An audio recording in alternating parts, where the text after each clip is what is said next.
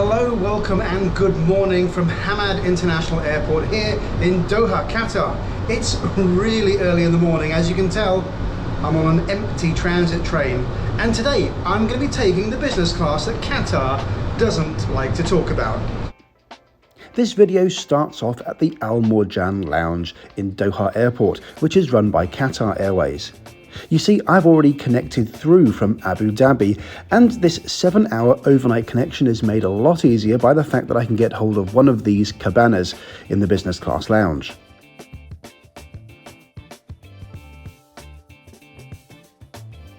This lounge is truly vast and has just about everything you could possibly want.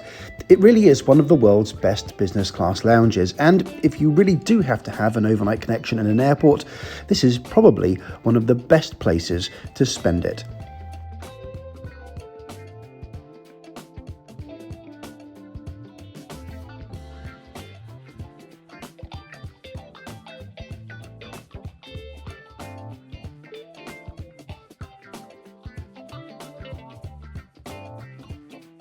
It's 4 o'clock in the morning here in Doha.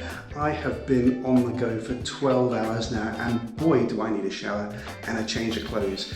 Access to this lounge and the showers is really important to me. A shower and a change of clothes makes me feel human again when I'm on the road.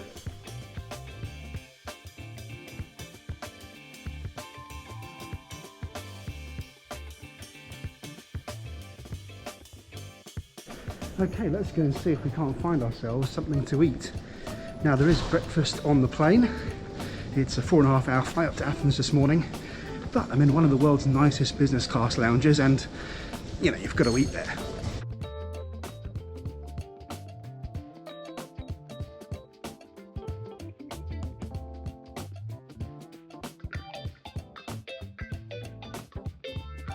So, sod's law, I arrived in the lounge during the half an hour a day that they don't serve any food here. And that's because at 4 o'clock they clear away all of the stuff that's been out overnight, the sandwiches and the hummus and the salads and so on, and they set up for 4:30 to serve breakfast. So until 4:30 runs around, I've got my coffee.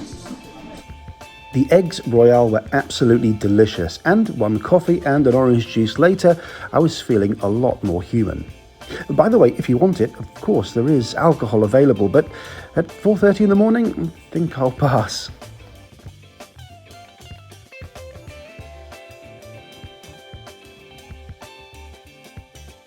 So that was the Mourjan business class lounge here in Doha, Qatar. I'm on the way out now. It's time to find my gate, and I suspect we're going to be boarding today by bus.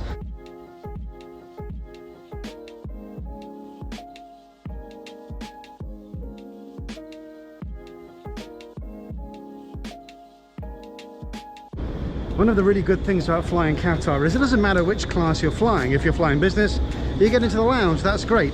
If you're not, you still get to connect in what is probably one of my favourite airports.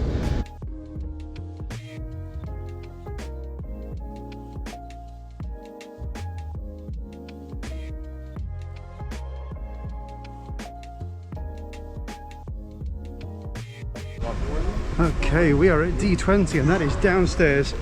And that means that we're definitely going to be on a bus today. Yes, it does seem really odd that one of the world's best airports still has a lot of its flights board from remote stands. And when you've been travelling for a while, you get this intuition, and I'm afraid if your gate is located on the ground level by the tarmac, you'll be boarding by bus. Yes. May I enjoy your flight? Thank you to Qatar Airways. Thank you. You're welcome.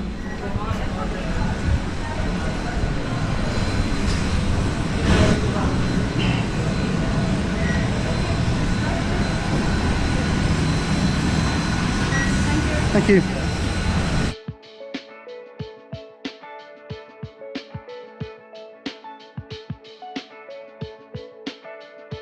Today's video sponsor is Surfshark, an award-winning VPN or virtual private network.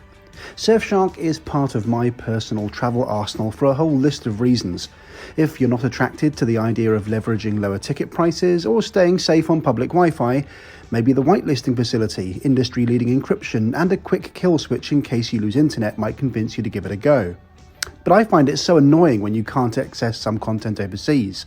But Surfshark can help. Activate the VPN and select an appropriate spoof location, and voila, the content is restored. It's dead easy and costs absolute peanuts too. You'd be mad not to consider it, especially as Surfshark have a special deal for my viewers. Go to surfshark.deals/wingingit for 83% off and 3 extra months for free of Surfshark VPN.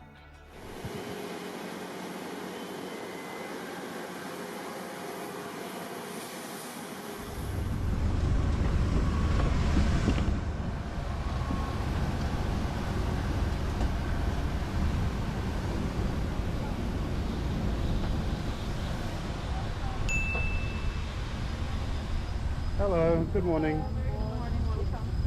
Thank you. So this is it. This is the business class that Qatar Airways doesn't talk about, and it's on board this Airbus A330. The seats are laid out in a 2-2-2 configuration, and you might think that these seats look a little bit familiar. And you'd be right. I've featured these seats on this channel before. They're essentially a pumped-up version of the United Airlines business class seat you find on their 757s. If I say Qatar Airways business class to you, you're probably thinking of the Q suite on their 777 and A350 aircraft. Now that is arguably the world's best business class, and unsurprisingly, Qatar make a whole big deal of it on their website. They've also got a great seat on their A380 and 787 aircraft, and that can also be found on the website too, just here. But there's no mention whatsoever of what you'll find on their A330 aircraft. This matters because Qatar Airways has a long and storied history of equipment changes, quite often at the last minute. So the product that you book might not necessarily be the business class product that you get. And look at this on the Athens route. This is incredible. There are 6 different aircraft on 6 different days with a myriad of different products all operating the same route. And no, the fares don't change whether you get a superior or inferior product. This 222 business class is really not what Qatar's brand is all about. This is an old product on an older aircraft, and they just plain don't talk about it. They don't like to admit it exists. All that aside, I'm here to find out, is it actually any good in spite of all that? It's a tough job, but someone's got to do it. Okay, so this is Qatar Airways Lime and Mint signature drink, which I've just remembered I don't think I actually like.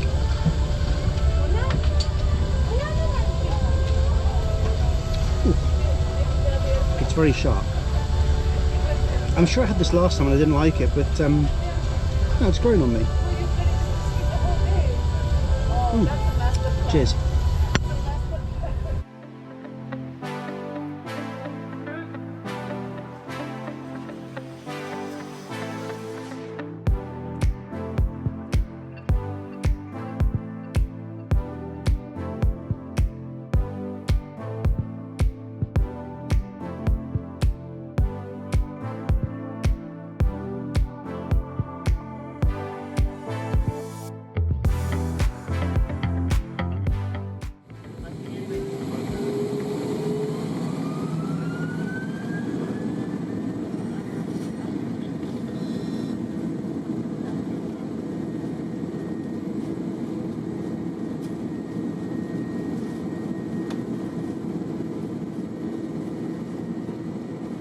As we take off, a glimpse of one of the Football World Cup stadiums still under construction here in Doha, and a lovely view of the downtown.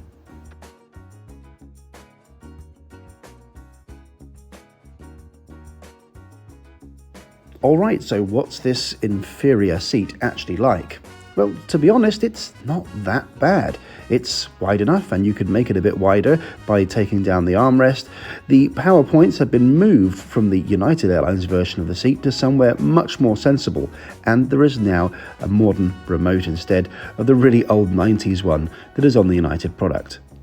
The footwells are kind of small. I'm glad this isn't an overnight flight, and to be honest, this aircraft has seen better days, but really, it's not actually that bad a seat, and we are only on this aircraft for 4.5 hours today.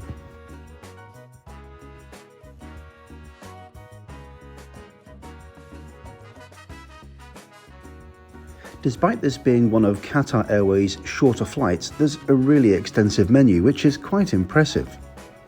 To put the journey length in context, this is about as long as some of British Airways' longest Club Europe routes to places like Larnaca from London, and you wouldn't be getting this level of service or that length of menu on one of those flights. Also, can we just take a moment to recognise the fact that Qatar Airways gives you enough cutlery for all of the things on your plate and doesn't expect you to butter your bread with the same knife that you used to cut open your sausage a moment earlier. This is about my 6th or 7th time flying with Qatar Airways, and the food has been consistently very good every time. Although this cooked breakfast is probably not going to win any awards for presentation.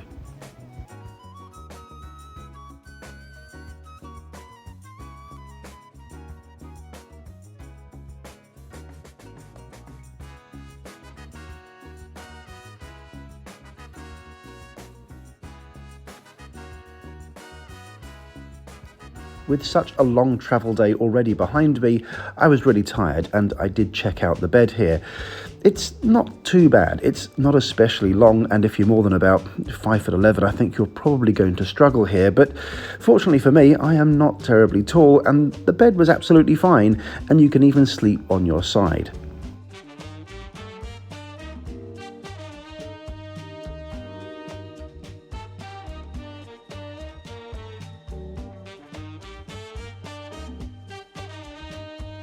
One thing Qatar does really well is the in-flight entertainment.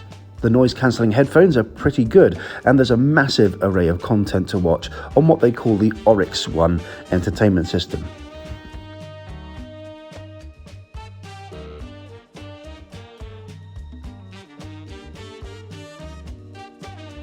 This A330 may represent one of Qatar's worst business class products, but the service standards are still so incredibly high.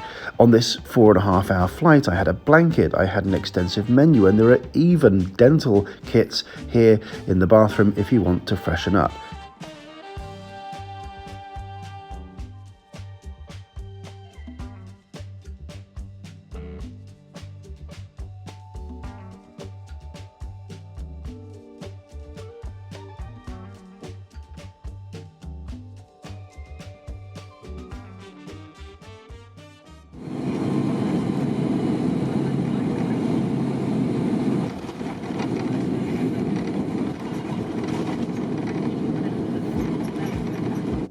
So let's sum up.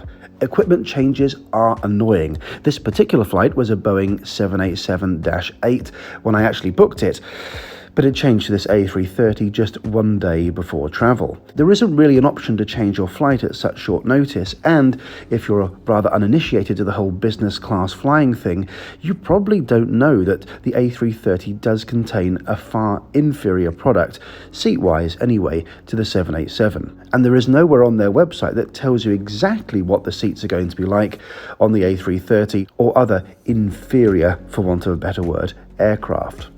But still, Qatar's worst business class, the business class they never talk about, is still absolutely incredible. For this flight, I paid using Avios. This cost me 22,000 Avios plus £105 and 5 pence in extra fees.